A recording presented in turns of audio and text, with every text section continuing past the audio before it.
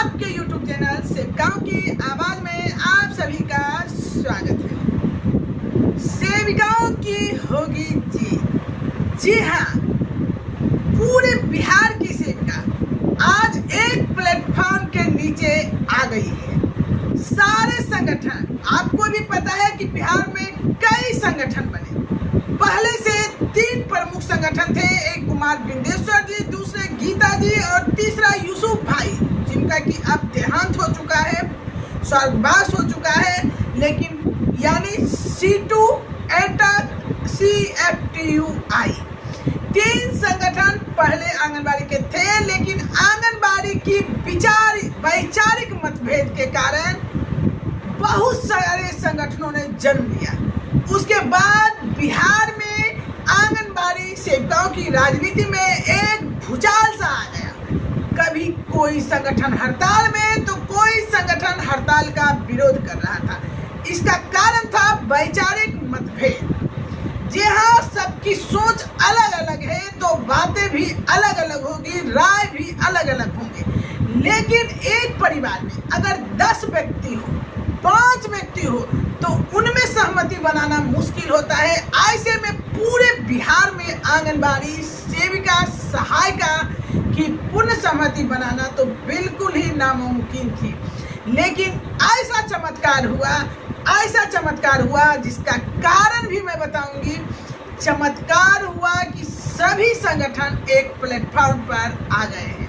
अब जब सभी संगठन एक प्लेटफॉर्म पर आए हैं तो कहीं नहीं कहीं सेविकाओं की जीत निश्चित होती नजर आ रही है। जी हाँ, अभी वर्तमान में जो सेविकाओं के साथ समस्या थी और है, सबसे बड़ी समस्या है कि आंगनबाड़ी सेविकाओं के खुद का काम FRS और eKYC से लेकर बहुत सारी टेंशन चल रही थी।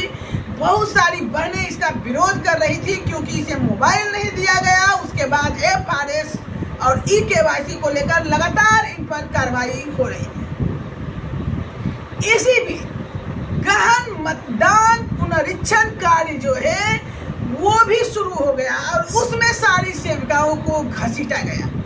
यानी कि FRS eKYC पर तो कार्रवाई हो ही रही थी, लगातार इसे इन मतदान वाले पुनरीक्षण कार्य में घसीटा गया, जिसके कारण न तो FRS eKYC कर पा रही है और न ही इधर इन्हें कोई अतिरिक्त प्रोत्साहन राशि दी जा रही है और बीच में सेविका पिस रही है।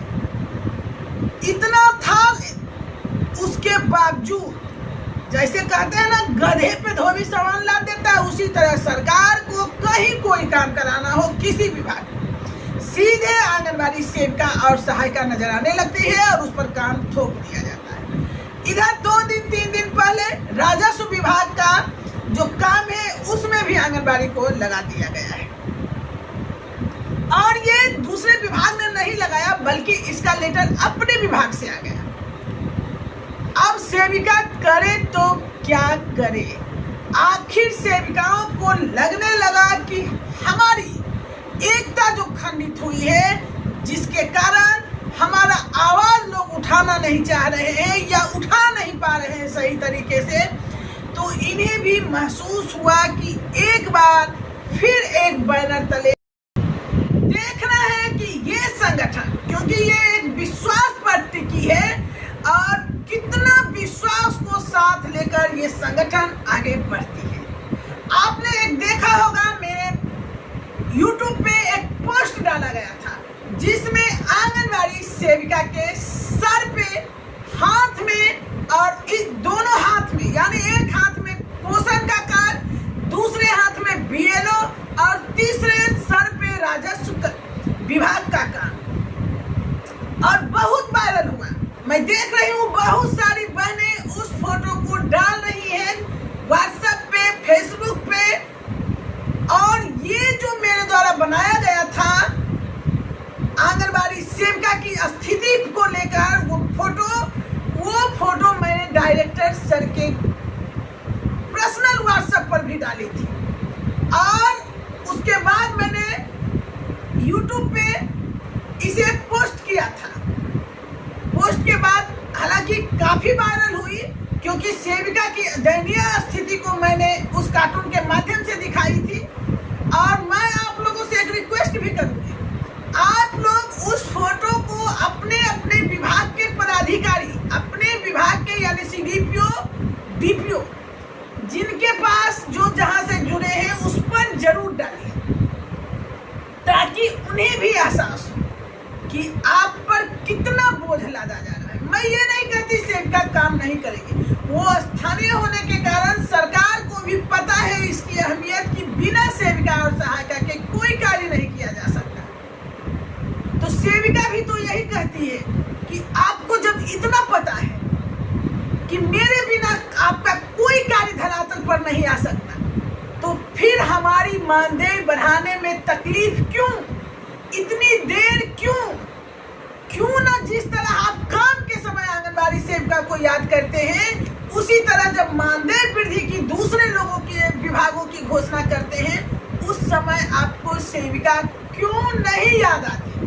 बस इसी को याद दिलाने के लिए संगठित होना जरूरी था।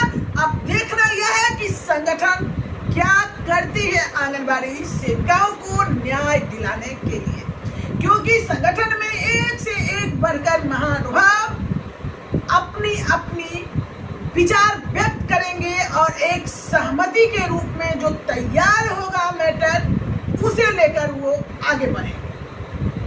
चलिए, आप लोग का पूर्ण सहयोग उन्हें मिलना चाहिए। आप भी देखते होंगे कि इससे पहले मेरे द्वारा बहुत विरोध किया जाता था हड़ताल का। अब इन्हें भी समझ में आ गया है कि हड़ताल करना और सेविकाओं के मानदेय को कटवाना बिल्कुल बेहियात बातें हैं, इसकी जरूरत नहीं है। इसके बिना भी सेविका की लड़ाई लड़ी जा सकती है। तो चलिए, 7 सितंबर को हो रहा है एक महासम्मेलन, कह सकते हैं महाबैठक आंगनबाड़ी सेविकाओं का। तो आप लोग कितनी संख्या में पहुंचते हैं, आप कितना अपना अहम भूमिका, अपना योगदान देते हैं?